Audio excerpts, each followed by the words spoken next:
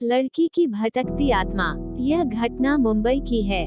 यह सत्य घटना दिव्या नाम की एक लड़की की है। दिव्या एक मध्यम वर्गीय परिवार में जन्मी और पली बड़ी।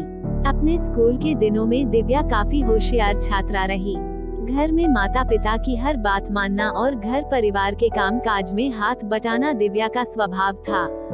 जब दिव्या 12वीं कक्षा में थी तब एक दिन अपनी सहेली के साथ मुंबई के समंदर किनारे घूमने गई।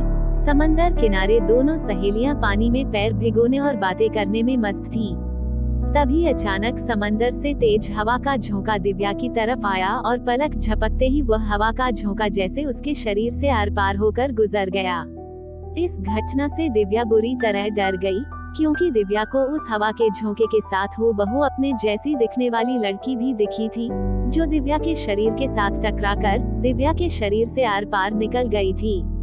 उस वाकये के बाद दिव्या की जिंदगी ही बदल गई। खाते पीते, सोते जागते, दिन रात, सुबह शाम दिव्या को वह लड़की नजर आने लगी। अपने जैसी दिखने वाली लड़की को देखकर दिव्या खूब घबरा जाती, रोने लगती और कई बार डर के मारे बीमार भी पड़ जाती। परिवार ने दिव्या की तकलीफ दूर करने के लिए लाख जतन किए, पूजा पाठ, हवन, दान धर्म और अन्य कई सारे इलाज किए, पर कोई मरहम दिव्या के काम ना आ सका। हद तो तब हो गई जब दिव्या अपने कॉलेज की पढ़ाई कर रही थी। शहर के कॉलेज के प्रोफेसर ऐसे कमेंट पास करने लगे थे कि यह तो उसकी हूबहू कॉपी है, और दिव्या को देखकर ऐसे अचंभित होने लगते कि जैसे पुराना पाप सामने आने पर कोई पापी अचंभित हो जाता हो। ऐसा कहा जाता है कि आज से 35-40 साल पहले उसी कॉलेज में एक लड़की पढ़ती थी और वह अचानक गायब हो गई थी।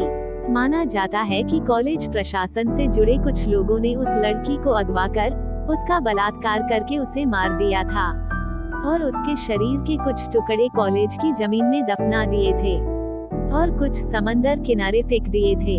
उसी लड़की की आत्मा दिव्या को दिखती रहती है और अपने लिए इंसाफ चाहती है।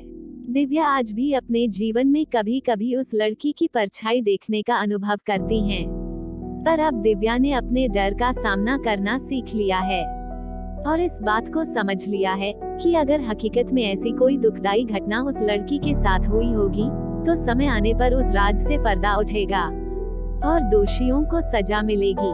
नोट अनसुलझा मामला होने के कारण और सावधानी हेतु इस सत्य घटना कहानी में पात्र और जगह का नाम बदला गया है।